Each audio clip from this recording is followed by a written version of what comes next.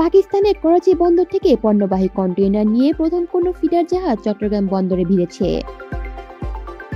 Container খালাসের পর আবার ইন্দোনেশিয়ার বন্দরের উদ্দেশ্যে ফিরে গেছে সেই জাহাজ।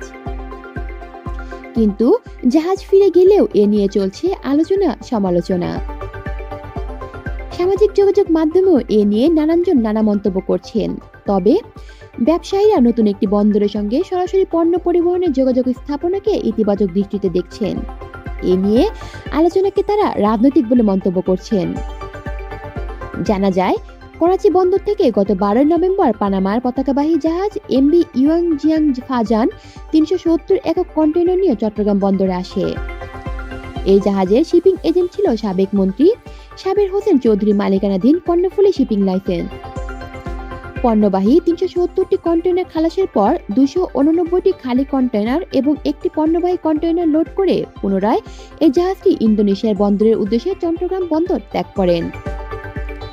বিষয়টি তখনই ঢাকাস্থ পাকিস্তান হাই কমিশনারের এক সংবাদ বিজ্ঞপ্তিতে জানানো হয়।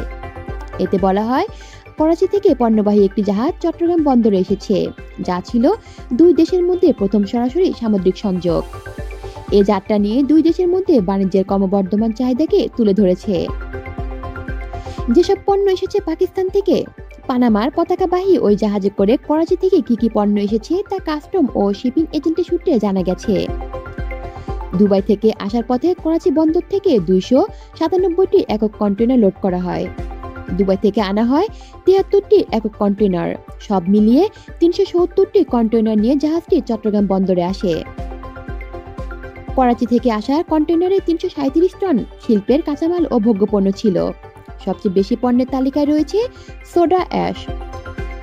115টি কন্টেইনারের মধ্যে 46টি কন্টেইনারের মধ্যে রয়েছে খনিজ পদার্থ বা ডলোমাইট রয়েছে, 35টি কন্টেইনারে রয়েছে চুনাপাথর ও 6টি কন্টেইনারে রয়েছে ম্যাগনেসিয়াম কার্বনেট। দেশের কয়েকটি শিল্প প্রতিষ্ঠান এসব কাঁচামাল আমদানি করে থাকে।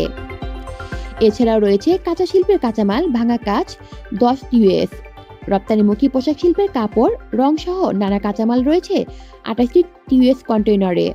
পাশাপাশি 14টি টিউএস কন্টেইনারে আনা হয়েছে 203 টন আলু এবং 42টি টিউএস রেফার কন্টেইনারে আনা হয়েছে 611 টন পেঁয়াজ।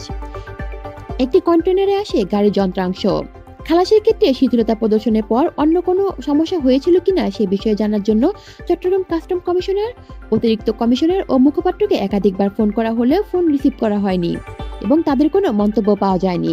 কলি শিকদার, বাংলা নিউজ নেটওয়ার্ক।